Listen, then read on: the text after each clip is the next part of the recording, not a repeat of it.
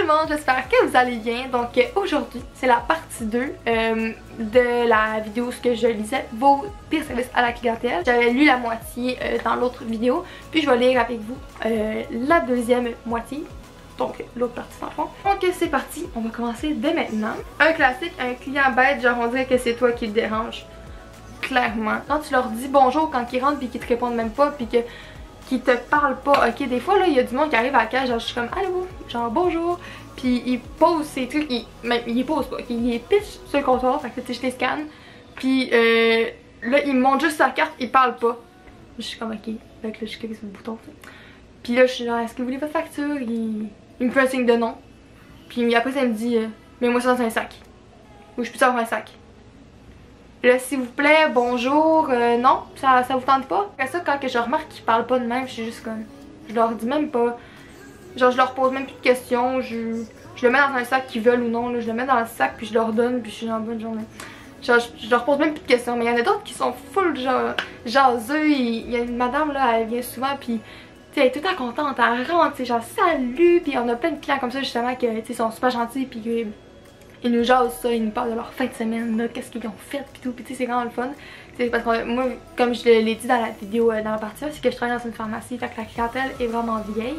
Puis il y a souvent des vieilles personnes, c'est triste à dire, mais soit qu'ils sont plus avec leur famille, qu'ils sont dans des CHSLD. J'ai tellement de la misère à dire ce nom-là. Mais ouais, c'est ça, tu sais, il y en a qui sont seuls ou sinon ils sont encore dans leur maison, dans leur petite maison à eux, mais tu sais, ils ont plus leur mari ou leurs maris ont plus leur femme. Fait que tu sais, ils sont tout seuls, puis des fois ils ont besoin de parler. Fait que tu sais, ils nous parlent, puis ils nous jasent, puis je trouve ça cute. C'est triste, mais. Là, monsieur, quel est ton nom? Moi, Laurence. C'est moi, Laurence. Le monsieur, ah, Laurence, c'est un joli nom. Moi, ah ben merci, le monsieur, c'est vraiment un joli nom.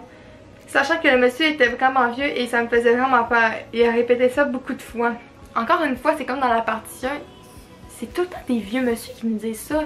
À nous, des jeunes filles, comme... Pourquoi que vous nous dites des commentaires de même? C'est comme là, comme tu l'expliques, c'est que sûrement il était là, je sais pas, fait comme ah, c'est un beau nom, il doit fait genre ah, c'est un beau nom. Ah, Laurence, c'est vraiment un beau nom. Puis, genre, il doit pas avoir lâché, il doit te fixer de même. C'est malaisant. Comme, arrête, s'il te plaît. Tous les clients qui disent tu vas me donner. Puis capable. Plus capable. Puis ceux qui sont crissement pas clairs sur ce qu'ils veulent, tu leur répètes 100 fois la commande, ils disent que c'est ça, il finit à la fenêtre. Il finit par à la fenêtre. C'est parce que ça m'a comme rappelé du Tim quand j'ai lu ça. Parce que quand je travaillais au Tim, tu répétais la commande, t'es comme ouais c'est ça, il arrive à la fenêtre, puis en fond, hey, non, c'est parce que j'avais demandé ci, puis t'es comme ben non, tu m'as jamais demandé ça. Ils disent que c'est ça, et il finit par être en tabarnak après toi quand que c'est pas la chose qu'ils voulaient. Ouais. C'est tout le temps ça, je ne sont jamais clairs, ils disent qu'ils ont besoin sans être clairs, puis après ça toi tu essaies de comprendre puis de leur donner un service, un bon service, puis eux ils t'aident pas pantoute. C'est bon. Les maudits clients qui ramassent pas leurs déchets ou ceux que tu valides leur commande, ils te répondent que c'est parfait, puis une seconde après avoir imprimé la facture ou rendu à la fenêtre du service au volant, ils te disent attends c'est pas ça que je veux, ou ils changent d'idée après le paiement. Tellement là. Ça là c'était l'histoire de ma vie quand je travaillais au Tim. C'était tout le temps ça, genre il y avait tout le temps quelqu'un qui chialait. Ils regardent qu'est-ce qu'il y a dans leur sac, ils sont comme c'est même pas mis la patate. Mais genre ils ont pas demandé qu'ils voulaient en trio. Eux dans leur tête, mettons qu'ils demandent genre un rap matin avec un breuvage, automatiquement ils pensent qu'on va donner une patate. Mais comme non, il faut que tu le demandes là. Tu sais la plupart du temps on va demander genre ah est-ce que vous voulez le mettre en trio. Mais il y a des fois qu'ils le demandent pas. Ils disent pas qu'ils veulent une patate, puis ils pensent que nous on va penser qu'ils veulent une patate. Comme ça arrivé plusieurs fois, fait que je te comprends qu'ils sont rendus à la fenêtre, là ils sont comme ah mais là il manque ça, nanana, quand ils l'ont pas demandé. Puis qu'ils sont pas clairs. Ouh, ça c'est une longue histoire. J'ai travaillé au McDo et je faisais des nuits de fin de semaine. J'avais une grippe, mais quand je dis une grippe c'était que j'étais sur le bord de mourir à chaque fois que je toussais, mais j'étais correcte pour travailler. À 4h du matin environ, une madame vient chercher son café, puis juste quand j'ai pris sa commande, je savais qu'elle allait me taper sur le nerf, donc elle est arrivée à la fenêtre, je la fais payer, évidemment elle me tape sur le nerf, elle avait vraiment une attitude de merde, mettons, puis je dis à mes collègues de lui son café parce que sinon je lui lance par la fenêtre en riant, puis je pars à l'extérieur retourner les pancartes des menus. Quand je reviens, mon collègue me dit que la madame lui a dit ça coule partout sur Facebook qu'elle est malade, je vais faire une plainte et c'est pas hygiénique. Puis je l'ai tellement trouvé drôle parce que tellement que je me lavais les mains, j'avais les mains qui craquaient tellement qu'elles étaient sèches. Ok, dans le fond, parce qu'elle avait vu que t'étais malade, fait qu'elle portait plainte parce que c'était pas hygiénique. Tu sais à quel point, là, madame, il y a du monde qui travaille même s'ils ont une grippe, puis même s'ils sont malades, genre, on a comme pas le choix de travailler, là. On travaille de nuit et des jeunes sous sont arrivés. On parle avec eux parce que c'était vraiment drôle, puis un de mes collègues part nettoyer les salles de bain, quand il me dit « Oh my god, tu sais, le gars tantôt, ben je prenais des dick pics dans le miroir. » Ben, il prenait des dick pics dans le miroir, j'étais tellement crampée.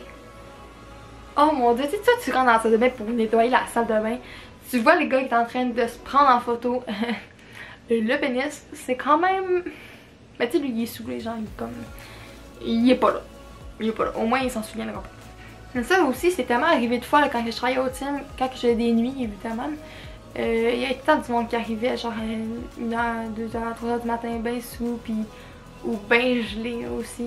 Puis quand on a des affaires fuckées, puis on dirait qu'il était mêlé, puis il regardait le menu, puis genre... En tout cas, ben, il était sous, vous savez, ça agit comme une personne sous, là. Saoul, une personne saoule. Fait que c'est ça, c'est arrivé souvent. Je travaillais dans un dépanneur, puis il y a un client qui était venu mettre du gaz, il avait mis 10$. Bref, il rentre, je lui dis bonjour comme toute personne qui travaille dans le service à la clientèle. Il me répond pas. Il me demande un paquet de cigarettes, grosse gomme dans la bouche. Elle était rose, j'ai même remarqué, tu sais. Je pars pour le faire payer. Sa marque refusait. Je lui dis d'essayer sans le paquet de cigarettes. Il commence à payer un air après moi. Commence à m'insulter en me disant que je me mêle pas de mes affaires, que j'avais aucun rapport de dire ça. Bref, ben fruit, il m'insulte, il part sans payer. Laisse les cigarettes sur le comptoir. Fait que j'ai pris son numéro de plaque et j'ai appelé la police parce que c'est un vol, même si c'est que 10$. J'en ai pas entendu parler puis je l'ai jamais revu. Mais t'as bien fait quand même parce que, tu sais, oui, c'est 10$, c'est pas beaucoup. Mais genre, si quand tout le monde commence à faire ça, à envoyer des petits piastres, des 10$ à chaque fois, ben comme ça devient beaucoup là, pour l'entreprise. Fait que t'as bien fait. Puis tu sais, c'est juste lui qui est dans le tort. Toi, t'as rien fait, t'as été super respectueuse. Je sais pas si c'est une fille ou un gars, mais en tout cas, t'as été respectueux ou respectueuse envers lui, puis comme, t'as bien fait. Ok, donc la dernière après ça, c'est terminé. Moi, de petits points, parle en anglais avec une des clientes anglophones. Oui monsieur, hey, on est au Saguenay ici, on parle français, je veux voir ton manager. Moi, elle ne parle pas français monsieur, lui est place de cul, pas capable de parler français, puis ça ose venir s'installer au Saguenay.